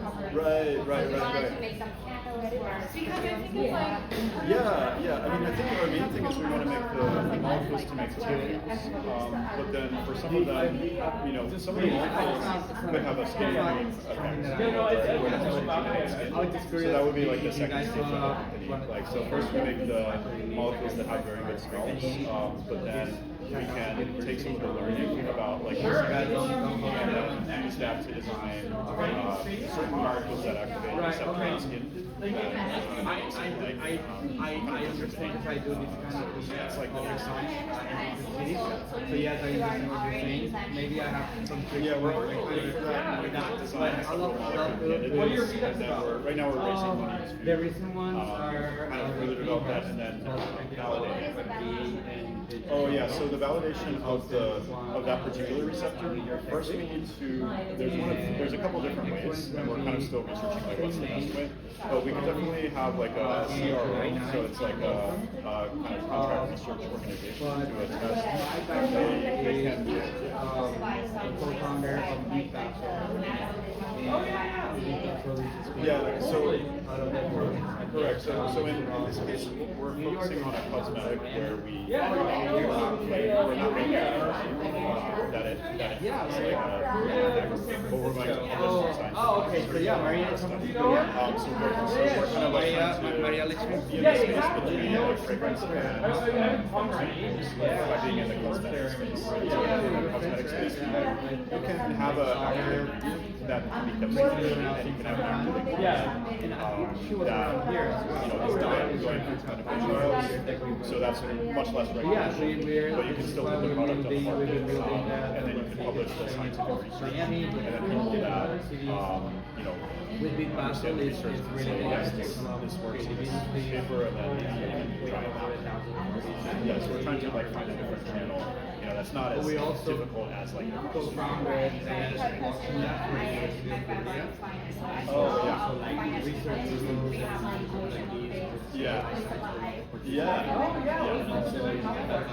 Yeah, exactly. Yeah, we're trying to start small, trying to get the product on the market right away.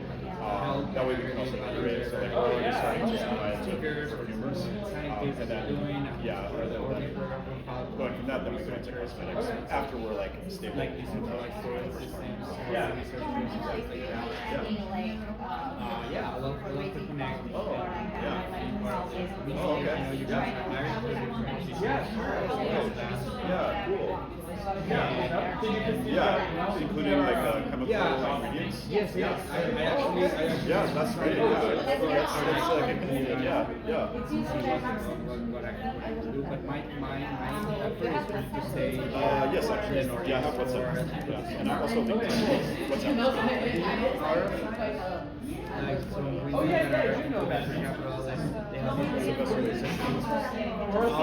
Aura, this is Aura. So I hosted a meeting with them. I have like a simple. And we partnered up with them. Yes. Okay. I'll do that. Okay. That's kind of like the first, maybe only group that I knew about this issue.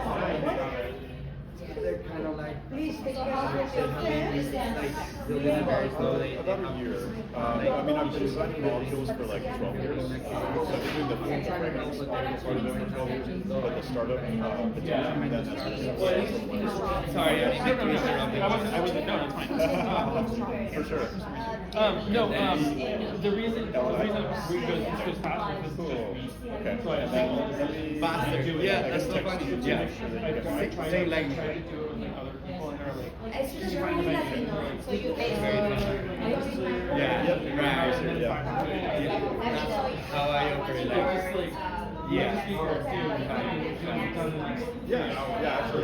Yeah, I'll have one. How about this? I don't know if you have any this plans weekend. to buy them. Because I had too much information. But in my radar, this Right, you one gotta is cut it the down. DeSciNYC, which is like You much like all this technical stuff, in but the industry. It's not political, so I have to be there. yeah. But there's also Cool. Thank you so much for. so it's gonna be a lot of people in crypto. So I was gonna say I'd love to maybe other people host it by the end of the month. And I can help you.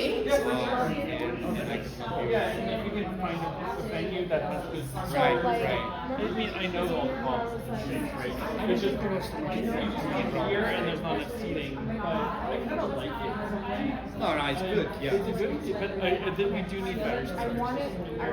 Yeah. I just need to figure it out. I can help you figure that out. I did the same during your tech week. I hosted my thing at the Serendipity Labs. Oh, yeah. Space, very nice. We used to be better than I guess they're not Argentina. charging Argentina you. is getting better. That was on me because of tech week. But if I go ahead, they're going to see like, okay, fee or something. Let's see, maybe I can cover it. So maybe we can figure out ways. There's also Pace University. There's And some okay. I didn't try my friend tried it. You were like, okay, because I know you're on LA, right? Like that's where I first. They were in the Oh yeah. No, we can figure it out. I can try to put it together if you agree. So let's figure out a date. Let me. So do we exchange numbers? What's that? Why do we exchange? I know. Yeah. There's like text or there's one that's. There's like the official one. There's a couple different ones. Yeah. Right. So like my challenge. For room everything is very expensive. So I'm like joking. If you know of anything. I don't need to go. Really nothing luxury. Something simple around town. Like it doesn't have to be Manhattan either. But like kind of like I something here and there. applied. Well, I visited the school and they were like, you're And then that was something that I want to have clarity. See if I'm planning to say only a bit. And then, I would have thought that they would. I think I'd love Like, I would have thought they would be together for attached. the like contracts are going to be here, so they can take care of everything art and but I really leaning into the venture capital and Cool. there. Very good. Yeah. Congratulations again. Yeah. Congrats. See you. Good to see you. All right.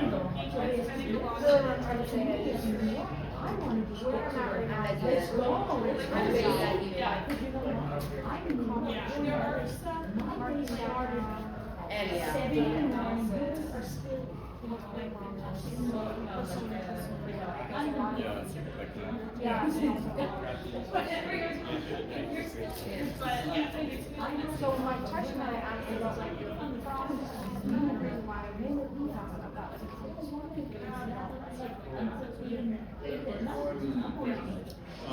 So basically, like, not yet because we're kind of just starting. Yeah. So like, so I'm actually the week before last, I was in LA for the Big Life 10 week, and it's put on by like, a lot of perfumers go there. So I was, there's a lot of people interested, but there's two things. The one is that, that just started recently, so I have to get stuff together to like announce it. But then the other thing is like, two of the molecules, it's hard for us to synthesize them. So we have like, 6 or 7 that we can send out. There's a little bit of a bottleneck. But anyway, yeah, starting to like send out samples to them, and yeah, I've talked with 2 perfumers about like they tell us, yeah. So basically that, yeah. So they would tell us like a note that they think is missing. It can be so. At this point, I don't know if we're going to be so specific as like to answer.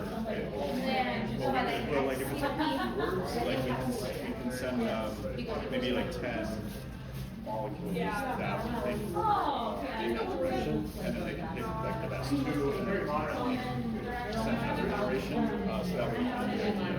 And then out of that, then they would get like a molecule that's kind of just their own molecule. So it would be hard for, and that's assuming that You know when you can tell that there's something there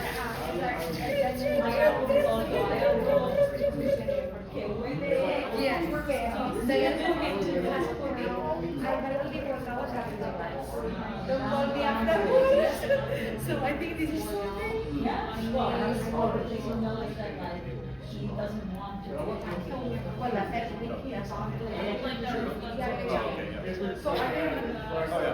I thought was like, oh, that's the entire, like,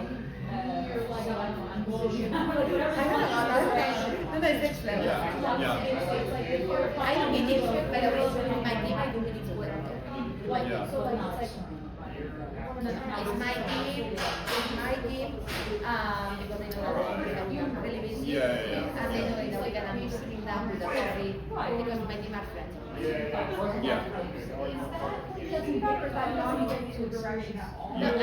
it's more like a stage. Like so I think the first stage, like the easiest way to get stuff out there is that are part of the larger companies.